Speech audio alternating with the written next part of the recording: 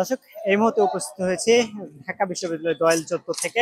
আপনাদের আজকে সরাসরি দেখানোর চেষ্টা করছি যে আজকের যে এই অভিযানটি কিন্তু ঢাকা বিশ্ববিদ্যালয়ের যে প্রক্টর টিম, সেই প্রক্টর টিম কিন্তু এটি আজকে সকাল 12টা থেকে কিন্তু পরিচালনা করছেন। এবং এখানে যারা মাদক দ্রব্য সেবনকারী এবং বিক্রয় করেন এবং এর সাথে যারা জড়িত তাদেরকে কিন্তু এখান থেকে উচ্ছেদ করার জন্যই কিন্তু আজকে সকাল থেকে এই অভিযানটি পরিচালনা করা হচ্ছিল। এবং আপনাদের যদি জানিয়ে রাখি, এর আগেও কিন্তু এখানে অনেক মাদকদ্রব্য সেবনকারীকে এবং যারা এখানে অবৈধভাবে বসবাস করতেন তাদেরকে কিন্তু উচ্ছেদ করার জন্য বড় পরিকল্পনা গ্রহণ করা হয়েছিল, কিন্তু সেটি কিন্তু কোনোভাবেই কার্যকর করা হয়নি। কিন্তু আজকে যে ঢাকা বিশ্ববিদ্যালয়ের যে নবনির্বাচিত টিম ডাকসু, তারা কিন্তু প্রক্টর টিমকে সাথে নিয়ে আজকে যে অভিযান সেটি কিন্তু পরিচালনা করছেন। এবং ইতিমধ্যেই কিন্তু তারা এখান থেকে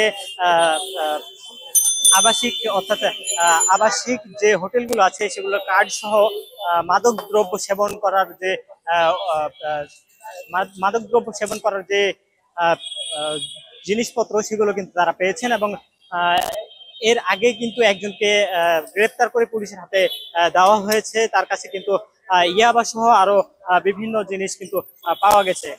দেশে যারা রাজনীতিবিদ ছিলেন আছেন বা যারা প্রভাবশালী আছেন তাদের কাছে আকুল আবেদন করতেছি যে আমাদের সাধারণ মানুষ রাস্তাঘাট দিয়ে হাঁটতে চলতে অনেক বিভ্রান্তির শিকার হচ্ছে।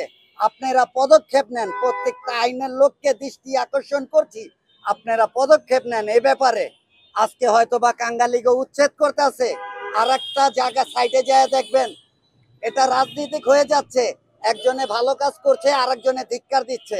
আমরা চাই প্রত্যেকে ভালো কাজের উদ্দেশ্যে আমরা শরিক হই এবং কি সবাই এগিয়ে আসি, কাউকে ধিক্কার না দেই।